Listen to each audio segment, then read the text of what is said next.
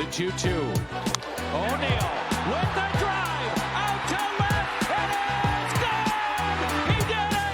It's a two-run shot. Tyler O'Neal. The Redbirds on top. Here in the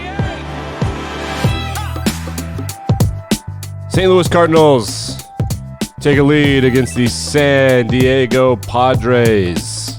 It was a couple nights ago. The Padres won last night. However, San Diego Padres were, get this, let's look at the record right there. It's on your screen. 17 games over 500 in August. They've been so bad that currently, right now, they're 2 games over 500. They've lost 15 games in the standings. They are 20 and a half games back of the second place Los Angeles Dodgers. What a collapse. The Cardinals on that game won their 10th in a row when they won that game, which is pretty outstanding. Baseball. It's a thing. It's happening. I liked the White Sox to win the World Series a long time ago. They're sputtering a bit. We'll just check your standings if you're not paying attention to baseball. The Astros are good again, which is pissing off everyone. The White Sox are the best team in that division. They are 10 games ahead of the Indians and 11 games ahead of the Tigers. Like the Tigers, people thought they'd suck, but they don't. The Rays, with none of their money. How do they have no money, but the Red Sox and the Yankees can't win a damn ball game? It's freaking hilarious. That division's preposterous because the fourth place team, the Blue Jays, would be basically 1 game back in the AL Central. They would be the second place team in the AL Central, almost the best team, but they are 9 games back of the Rays, and they're in fourth place. The Orioles are unbelievably bad. 49 wins, 104 losses. I think that's the worst in baseball. The only team... Nope, it's literally the same record as the Arizona Diamondbacks. So they are both historically absolute trash. The Rockies, they are less trash, but still not good. They're terrible at home, which is hilarious to me, you're supposed to have an advantage at that particular stadium. This is interesting to see. Your daily sports podcast, news, narratives, takes, and gambling. Little baseball update for you there. This Padres situation, man, they were one of the best teams in baseball for a long time. They didn't quite make the moves they needed to make at the trade deadline, and now they're just, 17 games above 500, and now to be only 2 games above 500. That's just unbelievable. Thursday night football last night was just, a snooze fest. Carolina Panthers, they defeat the Houston Texans and Davis Mills. If you want to act like you saw this game, you don't have to watch it. I didn't watch that much of it. I watched a little bit of it. 2 things that came out of it. One, Christian McCaffrey hurt his hamstring, which if you see like a nerdy sports fan today, they're probably suicidal if they have Christian McCaffrey on their team. You could tell because he's the best fantasy running back like ever, and he just hasn't stayed healthy since they paid him. Thing number 2 is people just can't shut up about Davis Mills' neck. It is quite a neck. You know what? Hold on. I will bring it up for you. Let's get on twitter.com. We'll click the thing. Yeah, so Davis Mills is a rookie. I believe he came from Stanford where he lost the starting quarterback job. And as a result of that, he got drafted, but he wasn't as drafted as highly as whatever. He's got a massive arm. Dude can sling the football. But look, he looks like that. Look at his neck. It's so big. And people noted that. I don't love that people won't shut up about his neck, but look, head coach David Culley can fit both his hands around the guy's neck. It's so big. That's literally all you need to know about this game is Davis Mills has an enormous neck. He's not that great at football, though. The Panthers have one of the best defenses in the NFL. I predicted that. I have a futures bet on them to win the NFC South because I saw that their defense was going to be good. I predicted that. Sam Darnold, is he good? Is he bad? I don't know. However, I do have a fun stat for you. Sam Darnold was drafted, 3rd overall by the Jets back in 2018. It was an utter disaster with the New York Football Jets, and now he is with the Panthers. They traded him to the Panthers for a second-round pick so that they could draft Zach Wilson and hire a new coach and all of that. But everybody knows Sam Darnold was coached by Adam Gase. Adam Gase was the head coach of the Dolphins before he was the head coach of the Jets, and before that he was the offensive coordinator for the Broncos, and I believe his lineage with Peyton Manning has led to him getting a lot more opportunities than he deserves. And so after he was with the Dolphins, Ryan Tannehill went to the Titans, where he promptly was a borderline MVP candidate. Then Adam Gase goes to the Jets, and they're like a hilarious trash, like unbelievably bad. He leaves, Sam Darnold gets traded, and all of a sudden Darnold looks good. Let's talk about the Adam Gase effect. This is via Kevin Clark, who works for The Ringer. Quote, this is his tweet. I'll bring it up for those of you nerds who are watching on YouTube. You think the Gase thing is a funny thing or a funny little meme because Tannehill and Darnold improved post-Gase, but because the Broncos won the Super Bowl immediately after he left. Immediately. However, then you see he left LSU after 2002, and they won the national title in 2003. Then you realize how deep it goes. Does it get worse? Oh, it gets worse. This is not a joke. Adam Gase's Michigan High School, Marshall High School, won the state championship in the first season after he graduated. That's funny. Is it that funny? I don't know. It's pretty funny. I like it. We're going to preview some NFL games coming up. We're going to reprimand Penn State University real quick. This is via Barstool Sports, who got it via TikTok, and so something happens on the internet, Barstool blogs about it. They're right about this. This is written by something named Big Tennessee. Whatever. There were Auburn fans who were getting heckled at the Penn State game because they wouldn't sit down.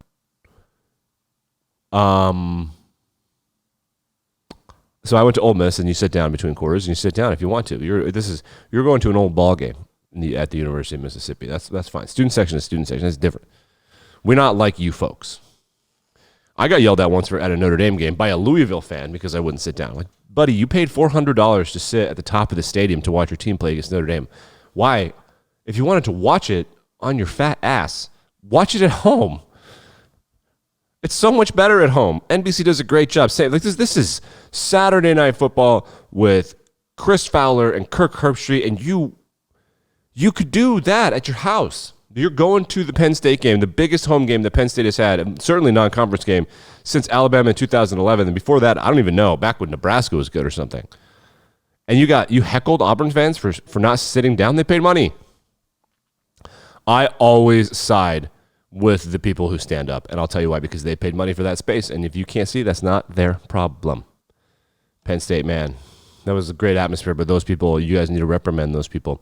Moving on, the Boston Red Sox are wearing these weird yellow jerseys to commemorate the Boston Marathon attack, but then this weird thing is happening where they just can't stop winning. In those jerseys, the jerseys look, I don't know how to say this, they look like a Little League World Series jersey. They're not, I don't know, they're not great. I don't love them, but they can't stop winning. Here, I'll bring up a picture of them.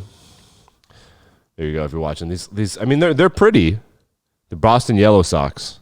They look like it kind of reminds me of like an international team, maybe like the Dominican Republic. I'm trying to think of flags that are like that. Sweden would have these jerseys. They look Swedish. There you go. This is a Swedish jersey, no question.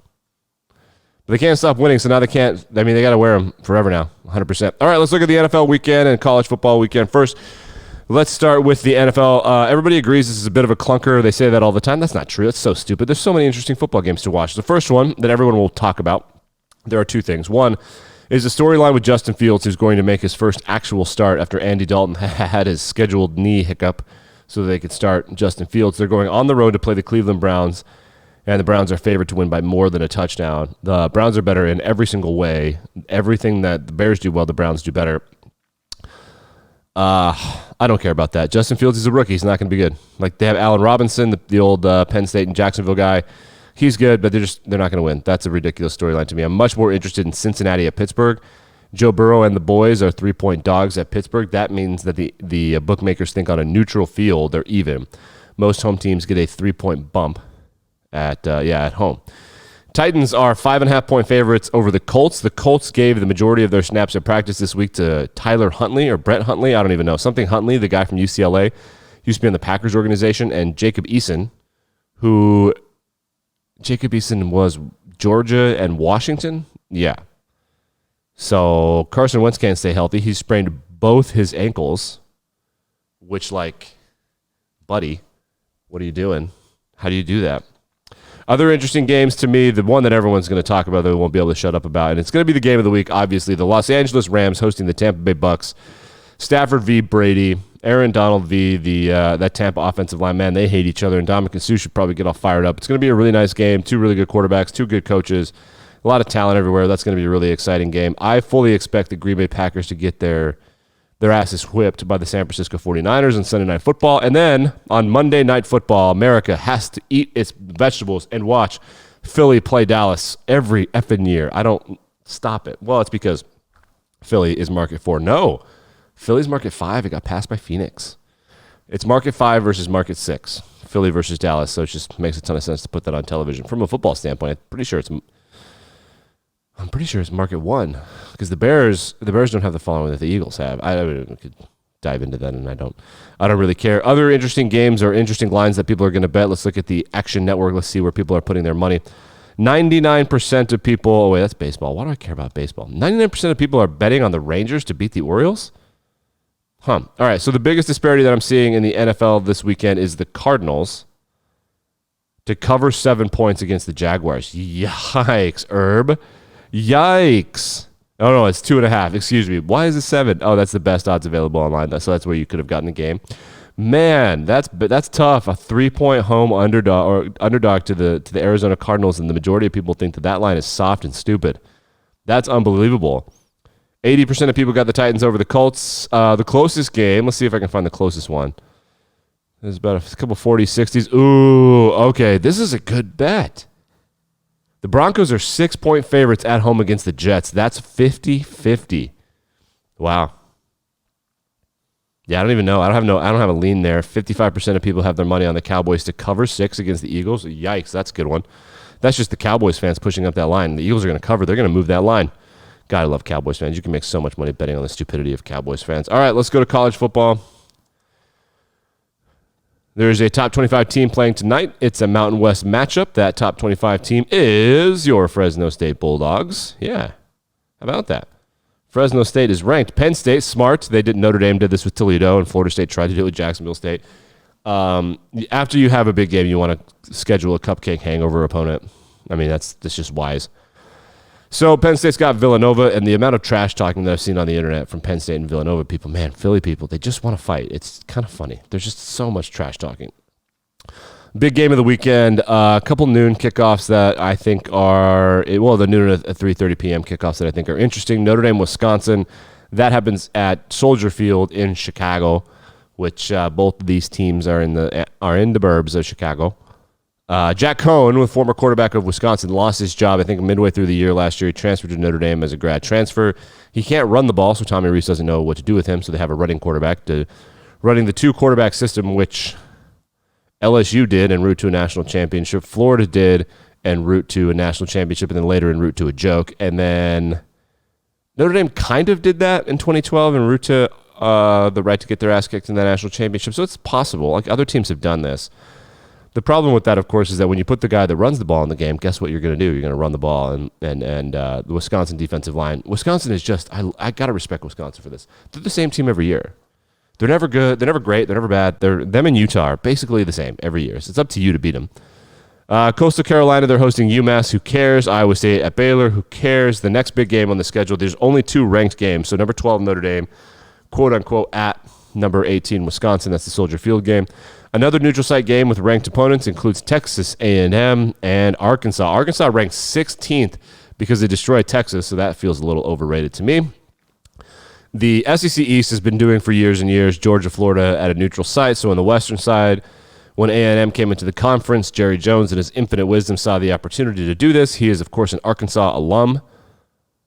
So Texas A&M and Arkansas is played in Dallas, which is sort of neutral site-y, and it's got the same vibes as like the Florida-Georgia stuff. So it's kind of a cool look, kind of a cool game. If there's going to be an upset in the top 10, it will be Clemson losing on the road to NC State. NC State has pro football players in their team. They're a well-coached club.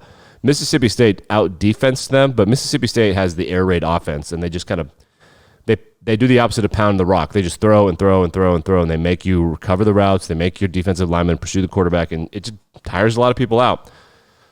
So it tired NC State out, but NC State, Clemson looks incredibly mortal this year. NC State's going to give them all they want. If there's an upset, I would bet that that's the one. Tennessee's at Florida. Tennessee makes me sad.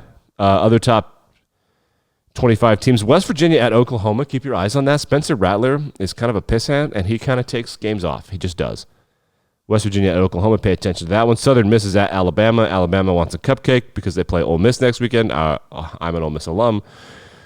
It's going to be a good game next weekend. Ole Miss is on their bye this weekend. Ohio State hosts Akron, and this is going to be fun to watch because Ohio State, I'm not going to watch the game because it's at 7:30 and I'm going to be living my life. But Ohio State's not what they were. Them and Alabama look incredibly average. Just incredibly average. It's very bizarre. South Florida at BYU. Ooh, man, that'd be embarrassing if they lost. And Arizona at Oregon. Arizona's a good club. I think they were ranked for a little bit there, but that's because nobody knows what to do with them. Next weekend, we got some big ones. Michigan, Wisconsin, Ole Miss, Alabama, Arkansas, Georgia, Cincinnati, Notre Dame, Oklahoma, Kansas State, Oregon, Stanford. Like there's some good games next weekend. Oh, Indiana at Penn State. Remember when Indiana was ranked? Oh, that was fun, huh? That was fun for all of us. I can't believe we decided in our infinite wisdom that we were going to rank Indiana at sports. All right, we're going to finish up with this. Just something that I thought was cool and you forget about. The Tennessee Titans are paying tribute to the fact that they're the Houston Oilers this week. They got to have a lot of alumni. You play for a football team, and that football team moves. How do you feel about the team? Because the franchise is not Tennessee, but Houston has a club now. So do you care more about the city? Do you care more about the franchise? Like the owners, they live in Nashville. It's like, what do you care? It's kind of a weird thing. I think it's good for the Titans to do that. I think it's the right thing. You should have a home. But people forget that the Browns aren't the Browns. The Browns are the Ravens. The Ravens weren't a thing. The Colts are the Baltimore Colts. This is going to all be very important when we have the San Antonio Bills or the Oakland Bills or wherever the hell they eventually end up. This is interesting to see. I'll be back in better than ever on Monday morning to review the weekend in NFL and college football action. Subscribe, rate, review, etc., etc. I'll see you when I see you.